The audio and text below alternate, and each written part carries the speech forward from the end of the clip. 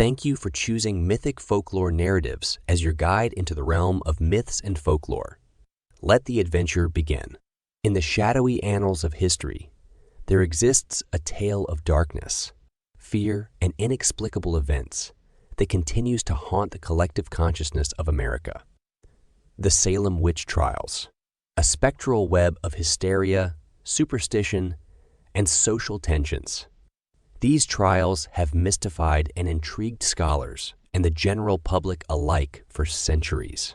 As we journey back in time to the year 1692, we shall delve into the enigmatic world of Salem, Massachusetts, and attempt to unravel the mysteries that shroud this dark chapter in American history. Salem in the late 17th century was a Puritan settlement, characterized by strict religious adherence and a strong sense of community. However, beneath this facade of piety lay a powder keg of simmering tensions. The Puritans viewed their New World settlement as a holy city upon a hill, and any deviation from their strict religious code was met with suspicion. It was within this atmosphere of religiosity that the Salem witch trials would find their fertile ground. The witch trials commenced when a group of young girls, including Betty Paris and Abigail Williams, began exhibiting bizarre behavior. They claimed to be afflicted by mysterious maladies, fits, convulsions, and strange visions. Medical science was limited at the time, and the Puritans were quick to attribute these afflictions to the work of the devil. In their minds, the devil was an ever-present threat, and witchcraft was his preferred weapon. The girls' accusations soon cast a dark shadow over the village. They pointed their fingers at several women in the community, accusing them of being witches who had afflicted them. One of the first accused was Tituba, a Caribbean slave in the household of Samuel Paris, Betty's father. Tituba's confession of practicing witchcraft would send shockwaves through Salem. The most bewildering aspect of these accusations was the speed at which they spread. Neighbors turned against neighbors, and friends became accusers. The list of those accused grew, and soon even prominent citizens of Salem found themselves facing charges. Among the accused were Rebecca Nurse, a respected member of the community, and Sarah Good, a destitute beggar. The trials themselves were a spectacle of hysteria and fear. The accused were subjected to torturous methods to force confessions. The most notorious of these was the water test, where suspects were bound and thrown into a body of water. If they floated, they were deemed guilty of witchcraft. If they sank and drowned, they were considered innocent. It was a lose-lose situation for the accused. One of the most intriguing aspects of the Salem witch trials is the question of why the accused did not simply confess to being witches to save themselves from torture and death. The answer to this question lies in the complex dynamics of the trials. Confessing to witchcraft often implicated others, leading to more accusations and trials. Additionally, some accused may have believed that by maintaining their innocence, they would be spared in the eyes of God. Beneath the surface, the witch trials were not just about the supernatural, but also about earthly power struggles. Salem was not immune to the political and social tensions of the time. The trials provided an opportunity for some to settle personal scores and eliminate rivals.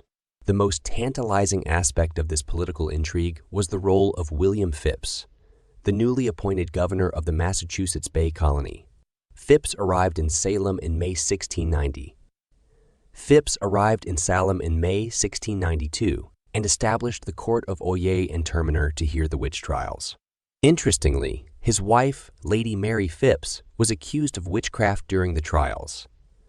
Phips dissolved the court in October 1692, likely recognizing the chaotic nature of the proceedings, and many believe his decision was influenced by his wife's accusation. One of the most enduring mysteries of the Salem witch trials is what became of the accusers, the young girls who initially claimed to be bewitched. After the trials ended, their lives took unexpected and often tragic turns. Abigail Williams, one of the central accusers, simply disappears from historical records after the trials. Betty Paris, too, led a troubled life, and struggled with mental health issues. Some speculate that guilt over their role in the deaths of innocent people haunted them in later years. Others believe that their stories were swallowed by the dark shadows of Salem. The Salem witch trials ended in 1693, but their impact resonates through history. The trials left an indelible mark on American culture, serving as a cautionary tale about the dangers of mass hysteria, religious extremisms, and the erosion of civil liberties. Intriguingly, Salem itself has embraced its dark history and transformed it into a thriving tourist industry. Today, Salem is a hub for those seeking to explore the witch trials mysteries. Museums, tours, and events draw visitors from around the world, and the city has embraced its witchy reputation. One cannot delve into the Salem witch trials without confronting the role of actual witchcraft. Modern-day Salem is home to a vibrant community of Wiccans, pagans, and practitioners of modern witchcraft.